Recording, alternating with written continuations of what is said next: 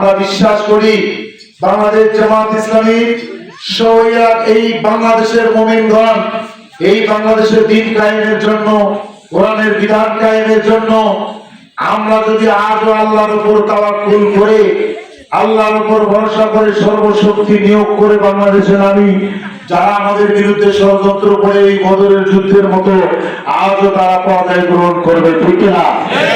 আমি আজকের এই বদর দিবসে আহ্বান জানাই, প্রিয় ভাইরা আমার, বদরের যুদ্ধ একটি অন্যতম ঐতিহ্য ছিল।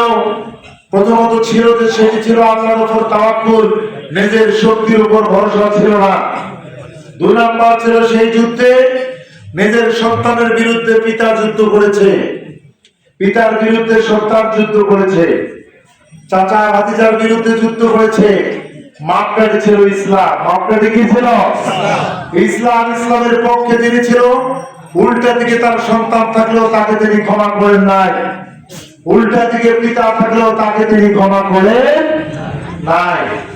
আজ যখন বাংলাদেশে সবটা পৃথিবীতে ইসলাম কায়েমের প্রশ্ন এসে যায়, আজও আমাদের আত্মীয় স্বজনের কিছু সম্পর্ক বের হয়ে আসে, কি ঠিক কিনা? আছে কিনা? আসে। কিন্তু আমরা মনে করি বদরের এই দিবসে আমাদের শপথ হওয়া উচিত, আগামী দিনে যে কোনো যুদ্ধে অথবা যে কোনো প্রচেষ্টায় আমরা আমাদের আত্মীয় স্বজনের পূর্বে আমরা ইসলামকেই বেশি গুরুত্ব দেব, ইনশাআল্লাহ। আমাদের বিজয় ছিনিয়ে নেওয়া হয়েছে, বাংলাদেশে ইসলামের বিজয় ছিনিয়ে নেওয়া হয়েছে, এদেশের তৌহিদবাদী মানুষের বিজয় ছিনিয়ে নেওয়া হয়েছে।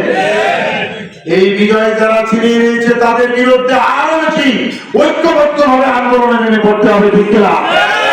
আজকে এই জাতির